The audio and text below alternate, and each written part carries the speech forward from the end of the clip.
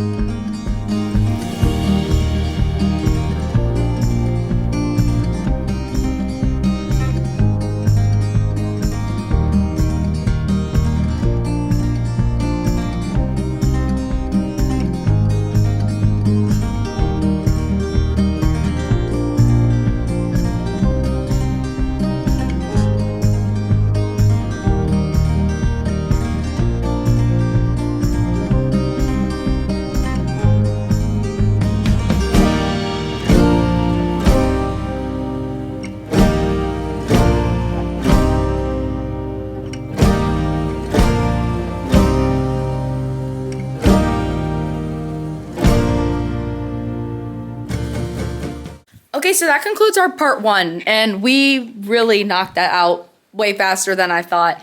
And I will say, as much as it is stressful to come in here and look at all the furniture in the middle, it actually helps my brain be okay with like changing my whole layout. And to me, this layout is way more open and kind of makes a little bit more sense to me. So let's see what it looks like again.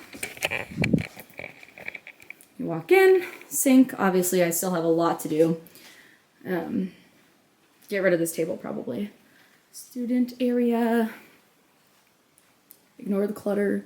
And now this is still just all going to be the student area. So I have their markers there, extra crayons, supplies, all the sharpeners. This was a hit last year for pencils. It's a straw dispenser. I don't know what I'm going to do with this. My desk. Small group table. I don't know what's going to be there yet. Extra stuff. I'll put like their dice and things like that. Library. Back here will be the calming corner. I just got to set that up too. Then the front of the room. Then for me, here's what it looks like with the 3 and 2. Obviously, we'll see if that's successful or not. This year, I'm going to utilize those for our workplaces because I didn't last year and I don't like how I organized workplaces last year. Going to get rid of the wobble stools, and then this kind of closes off and then opens the tech area. So Chromebooks, iPads, headphones, the table here for when that's their station. And overall, I love it. Thank you for the help. Of course. And of course my chair. And then one last look from my desk. Very open. I love it. So we are going to head out. We're going to go out to dinner. Dinner plans. And then I will see you in part 2. Bye.